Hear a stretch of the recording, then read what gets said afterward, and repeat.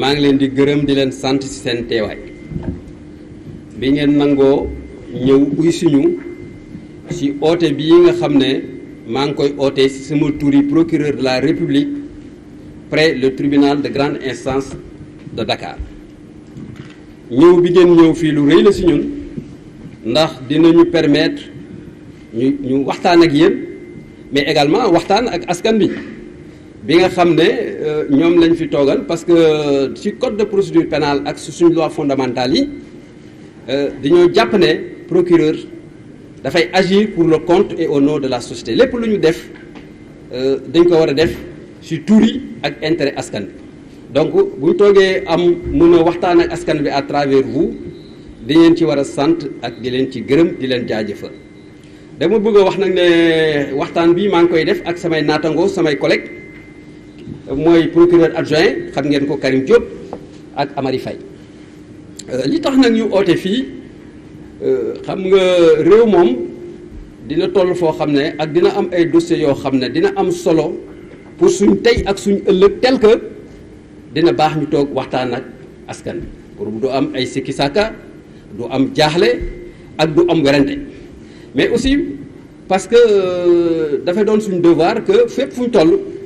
ñi nga xam ne ñoom ñooy suñu kilifa muy population bi ñu wax leen nan la mbir mi tëddee ak lan lañ ci def ak lan lañ ci bëgg a def li am nag ba tax ñu toog ne dañuy def conférence de presse point de presse bi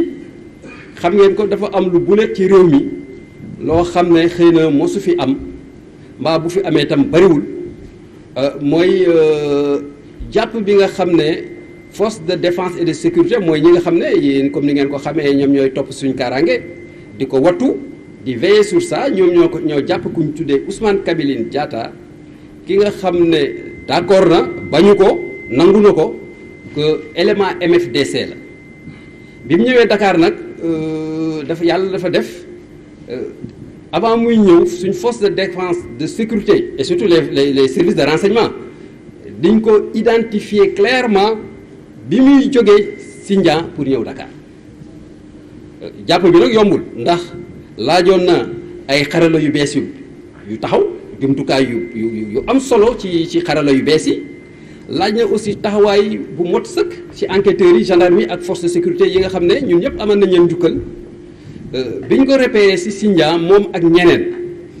ci bi seen biir jëf seen biir waxtaan ak seen biir préparation pour ñu ñëw Dakar fekkee manifestation bu fi waroon am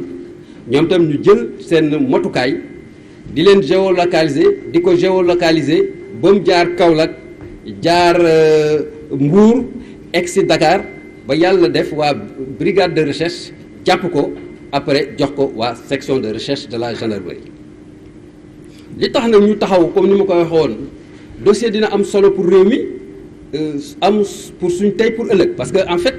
li nga xam ne moom lañ jàpp ne xëy na jàpp bi xaw na ko entravé mooy c'était des actes qui pouvaient peut-être mettre en danger la sécurité publique, l'ordre public et même la pérennité de nos institutions dañoo naroon yaakaar nañ ne bu ñu amul woon taxawaay bu baax ak bu ñu ci amul taxawaay bu mot sëkk mën na dem ba saafanteel sécurité dëkk bi saafanteeg institution donc loolu bu amee tam aussi c'est bon que nit ñi comme nit ñaa ngi jiixi jaaxal kii di wax fii kii di wax suba nit ñi bëgg nañ xam ñu taxaw parce que yoon tax ko teg suñ doon doonu loo xam ne da ngay tëb rek wax ko mais c'est la loi qui fait obligation au procureur de la République dans des conditions pareilles mu taxaw wax ak askan bi et loolu moo tey moo ñu fi indi li ñu bëgg a wax ci Ousmane Kabiline Diatta comme ni ñu ko waxee doon na koo xam ne dafa jàppoon pour ñëw fekkee manifestation yi moom la enquête bi ak renseignement yi wane te dañoo bëggoon profiter aussi ci circonstance trouble bu am ñu attaquer propriété yi attaquer biens yi def ay pillage def ay destruction yàlla nag def na xëy na loolu yëpp antuwul looloo tax comme ni ma koy waxee woon léegi ci français dañuy remercier les forces de sécurité pour leur vigilance leur promptitude et leur savoir-faire li ñu xam nag ci ngóor si mooy bi ñu ko jàppee ñëpp ñi nga xam ne waroon nañ daje Dakar dañoo tas ci biir Dakar ak ci biir Sénégal principalement à Dakar des enquêtes sont en train d'être menées ak xarala yu bees yi ak des renseignements avec les ressources humaines ressources techniques et numériques pour effectivement ñoom ñëpp ñu jàpp leen pour que fi ñu teg Ousmane Kabiline pour enquête bi procédure yu def ko pour ñu leen yóbbu leen tribunal ñu àtte leen comme effectivement ça doit se faire dans tout pays démocratique voilà. Ngor Sy nag bi ñu jàpp doon na koo xam ne boo xamee profil am xam itinéraire am xam profil psychologique am xam parcours am war nga jaaxle war nga tiit parce que dafa doon koo xam ne yàlla def na miin na tension miin na tension miin na xeex am na aussi miin na affaire stratégie d'organisation des stratégies d'organisation xaw na ko miin xaw na miin aussi planification opérationnelle donc doon na koo xam ne wax dëgg Sall dafa doon combattant doon koo xam ne fépp fu mos a jaar ci Macky bi wane na ay preuves am wane na aussi ses preuves dans les capacités yi muy def pour organiser nit ñi mobiliser aussi nit ñi pour les pousser effectivement à l'action loolu moom tam enquête bi ak renseignement yi aussi wane na ko parce que moom wax na ne bi mu amee amee certificat la dem ci Macky bi mu demee dem na ci base yëpp nag parce que base bépp mos a nekk ci Macky bi wax tudd na ko def na fa liggéey bu nekk nag il a commencé par être cuisinier bi mu paree mu nekk di garder ba ci kanam mu nekk ci technique d'harcèlement des forces de sécurité ak de braquage di ci kii bi ñu ko jàppee sax fekk nañ ci moom yàlla def na xaalis boo xam ne ay naira la ay xaalis sierra leonaise la ay dollars ay dalasi te yu yëpp wax na ne bi muy braqué ci tali yi la ko woon jël di ko indi wax na tam aussi ne bi ñu ko dàqee ba daw ko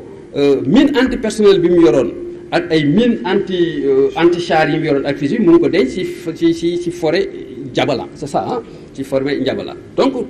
li tax mu wax loolu c'est juste pour ñu cerner la personnalité de la personne jaar-jaaram ak li mu mën a def ak la menace qu'il peut constituer aussi pour la sécurité publique loolu moo tax aussi ñun jël nañ suñu motikaay yëpp pour que lii ñu leeral ko ba fu mu mën a yem ni ma ko waxee nag mooy poste de presse bi ça ne faut pas dire culpabilité parce que on respecte la présomption d'innocence et les droits de la personne amul il faut qu'on respecte ça de A à Z et c'est ça j'ai la prétention aussi de le respecter donc en fait dinañ jël suñu motukaay pour que moom si boppam ñu traduire ko devant des juridictions et ñii nga xam ne jàpp nañ leen ñii nga xam ne daw nañ aussi on va mettre tous les moyens de l'État tous les moyens des forces de sécurité et de défense pour ñu jàpp leen fépp fu ñu mën a nekk pour ñu tànn enquête bi tam war na wax toute personne boo xam nit koo xam ne taq nga ci ni A ni ci Z avec rebelle yi ñu poursuivre la traduire le devant les juridictions pour nga répandre ces actes parce que pour nous de notre point de vue il peut pas y avoir ni d'intouchable ni d'impunité képp koo xam ne tax nga ci venue rebelle yi fii ci Dakar muy ni A ni Z de façon directe ou de façon directe notre devoir te dinañ ko sàmm mooy ñu fexe ba enquête bi leeral lépp ku ci tax ñu indil le tribunal àtte la comme il se doit dans un état démocratique qui respecte effectivement les droits de la défense mbokk yi donc loolu laa bëggoon wax ci gàttal comme ni ma koy waxoon aussi di leen remercier si seen ñëw mu doon lu rëy si ñun di leen ci gërëm di leen ci sant et puis di leen souhaiter une très bonne soirée merci beaucoup. L'information judiciaire comme j'ai dit voilà l'information judiciaire peut-être je vais vous renvoyer bon.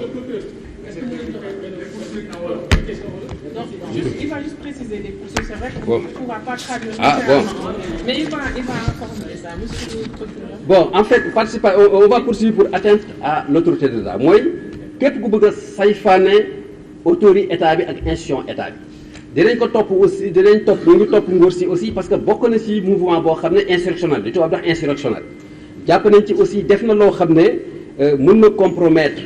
sécurité publique bi mooy jàmm bi nekk ci réew bi paix publique bi jàmm bi ak indi aussi ay loo xam ne ay trouble la politique ci dëkk bi donc lu daal lañ ko bëgg a jàppee ak culture et trafic de chanvre mooy yamba bi moom béy yoo xam ne d'accord na ko di ko dugal ci ay gaal di ko indiwaat Sénégal di ko indi ci Dakar du moins à Kaolack merci beaucoup merci bon je voudrais m'en limiter au format du point de presse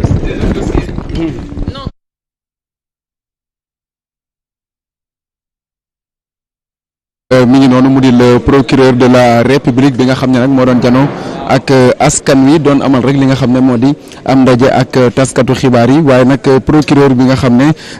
moom moo di Amady Diouf yëkkati nay kàddu wax ci ki nga xam ne moo di Ousmane Kabiline Diatta ndax nag ñu fàttali ne ni ki dox taxawaayu ñaxtu bi ñu doon amal ci juróom-ñetti fan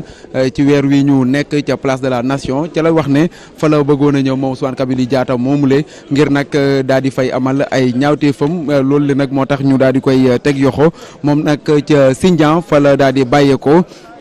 jaar ci Kaolack wutali ca diwaanu Mbour doog a ñëw fi nga xam ne moo di ci diwaanu Ndakaaru li nga xam ne nag moom lañ koy toppee moom Ousmane Kabiline Diatta sànq rek procureur wax na ko mu di nag information judiciaire boo xam ne sax tijji nañ ko jëmale ko ci moom doyen des juges moo ko amal pour complot contre l' État, atteinte à l' autorité de l' État, participation à des mouvements insurrectionnels waaye itam ñu di ko toppee acte et manœuvre de nature à occasionner des troubles publics waaye itam ñu di ko toppee li nga xam ne moo di culture et trafic de drogue loolu la nag mooy li nga xam ne moom lañ koy toppee moom Kabiline Diatta. Procureur de la République daal dinay tracé waat sax parcours am wax ci fa nga xam ne fa la jaar ndax jàpp na ne kuñ considéré que ni ku am doole la ci li nga xam ne moo di mouvement force démocratique de la Casamance bu MFDC mu dee kàddu yoo xam ne moom la yëkkati ndax nag déggoon nañu coow li nit ñi di ko laam-laamee mu ne moom droit am ak devoir am mooy mu daal di génn leeral ko wax ak askan bi ci li nga xam ne moo fi jot a xew kon mbokk yi ñu di leen jaajëfal bu baax a baax di leen dig daje beneen yoon jërë ngeen jëf.